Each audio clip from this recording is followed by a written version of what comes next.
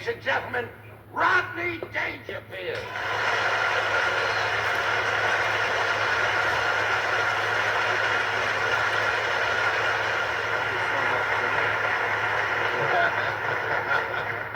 Rodney, tell me, is it the truth?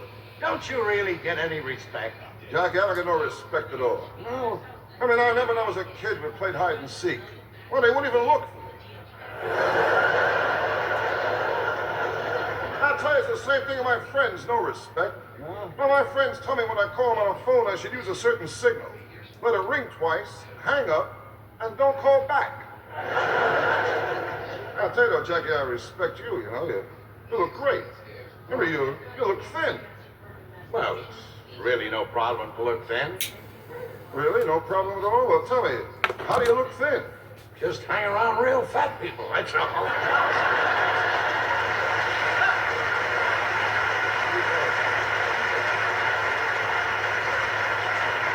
He really looks great, you know, but I'll tell you, to me, there's something more important than looks, you know? To me, it's underneath what counts. Soul, depth.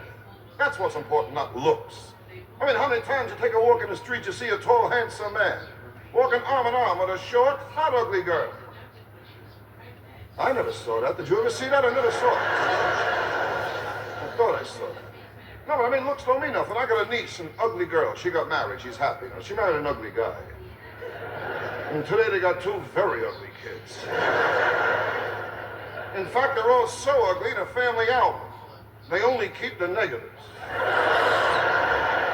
Well, I tell you, there's always problems, you know? I mean, I just broke up with my psychiatrist. Hey, this afternoon, for the first time, I told him I got suicidal tendencies. He told me from now on I have to pay in advance. I'll tell you, with me, I just can't get a break, you know? I mean, I flew down here from New York to do the show. I never get lucky, like the seat next to me, a pretty girl or something. I always get a loser. I mean, an old man sat next to me, must have been in his 80s, you know. We had dinner together on a plane. I mean, this guy was old. I asked him to pass me the salt and pepper. He had to make 2 trips. And I tell you, the whole flight, I was nervous. I mean, I got nervous as soon as the pilot made his first announcement. He asked if the Miami airport was open late on Thursday night. I don't know. There's always something, you know. And sometimes I turn to my wife for some understanding. But she's a cold person. She was always cold. I remember the first time I kissed her, I felt guilty. Yeah, because I wanted to open my eyes. And I know when you kiss, you're not supposed to open your eyes. I said to myself, go ahead, don't feel guilty, open your eyes, you know. So I opened my eyes. She was staring at me.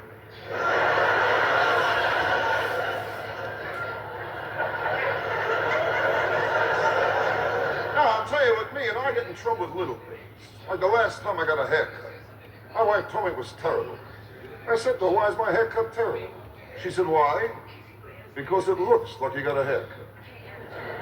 And she says when you get a haircut, it's not supposed to look like you got a haircut. She said, Harry got a haircut. No one even knew that Harry got a haircut. I said, then how do you know Harry got a haircut? So now I got a new problem. Next week I'm due to get a haircut. And I don't want it to look like I got a haircut. So what I'm doing now is I'm trying to find a barber who don't look like he's a barber.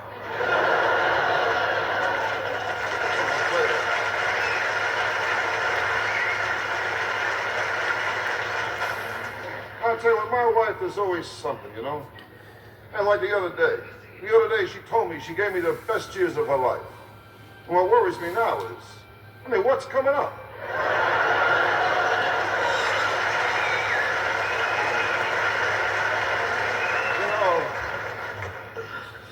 You know, they say behind every successful man is a woman. Take a good look at me, will you? I mean, can you picture what I got behind me? I mean, even my own house, I don't get no respect. I mean, sometimes I want to take a few drinks. You know, my wife, she hides the bottle. I admit I'm a bad drinker. And I'm not nasty enough. But I tell you, when I drink, the next day I got to do 2 things.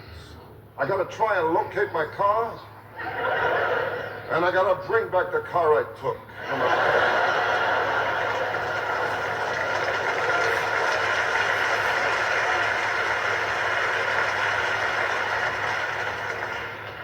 Nice theater, you know. Jackie Gleason, sure they treat you right. Miami Beach, palm trees, everything. It's so nice, you know. So different than my neighborhood. I live in New York on the west side, you know. Rough neighborhood, rough. I'll tell you, I live in the only neighborhood when I plan my budget, I allow for hold-up money. It's a rough neighborhood. I'll tell you, where I live, nobody has respect for the law. Last week on my block, they raffled off a police car. Hey, with 2 cops still in it. And the police station's right on my block. Even the cops are afraid. Only police station I know, the front door has a peephole in it. I'll tell you, there's one cop there that's really tough, though. I saw him the other night. This cop, he's tough. And this cop, he fired 3 warning shots into the guy he was warning. Now, I'll tell you the truth, there's one thing in this country I can't figure out. I mean, the streets aren't safe, parks aren't safe, subways aren't safe, but under our arms, we have complete protection.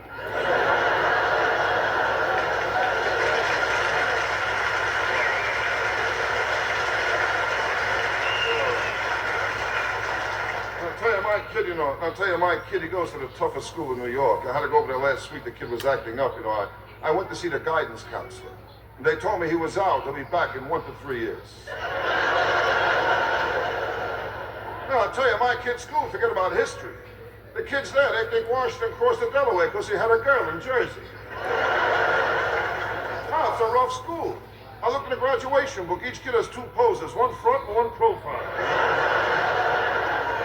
That's where I live, New York, 86th Street, West Side. I live in an older building there, you know. A much older building. I live in a kind of building like when I take a shower. I never get under it right away. The first 5 minutes, I get rust.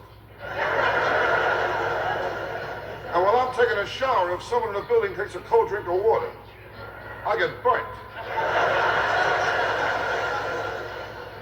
Yeah, and I got radiators that whistle.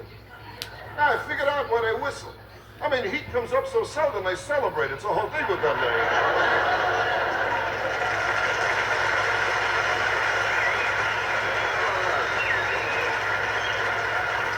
And I'll tell you, when things go wrong in the apartment, I got no help from the superintendent. He won't fix a thing. I'm always looking for the super. Last week I tried to trick him. I said, come on up, we're having a party. He said, should I bring something? I says, yeah, a wrench and your galoshes. Now, I'll tell you something else in my neighborhood I don't like. They're always coming around asking for donations, support different movements, drives, causes. Guy knocked on my door last week. He told me how the Korean people need our help.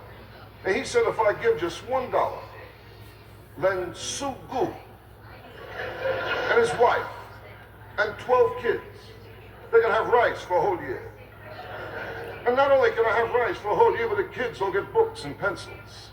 And Sue Gu can get a new boat. And they can send 4 kids to college. And I told him I'd be very happy to give Sue Gu $1 if he would show my wife how to stretch a buck that far, you know?